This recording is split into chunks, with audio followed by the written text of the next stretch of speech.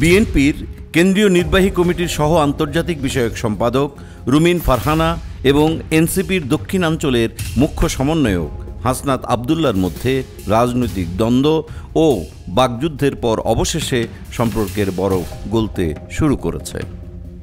শনিবার রাতে ব্রাহ্মণবাড়িয়ার বিজয়নগরের ছতরপুর স্কুল মাঠে নতুন সংবিধান বিষয়ে আয়োজিত এক বৈঠকে প্রধান অতিথির বক্তব্যে হাসনাত নিজেই এই ইঙ্গিত দেন। তিনি বলেন, আমাদের মধ্যে কিছু ভুল বোঝাবুঝি ছিল, কিন্তু তিনি লোক পাঠিয়ে খোঁজ নিয়েছেন এবং উপহারও দিয়েছেন। এটি একটি ইতিবাচক বার্তা, আমরা অবশ্যই স্বাগত জানাই। উল্লেখ্য, নির্বাচন কমিশন ভবনে এক ঘটনার পর থেকে দুই নেতার মধ্যে তীব্র বাকযুদ্ধ শুরু হয়।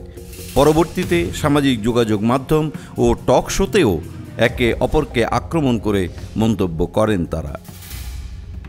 বৈঠকে রাজনৈতিক সংস্কার ও বিচার ব্যবস্থার প্রসঙ্গ তুলে হাসনাত বলেন, শুধু নির্বাচন নয়, সংস্কার এবং বিচারও জরুরি, এজন্য সবাইকে ঐক্যবদ্ধ হতে হবে।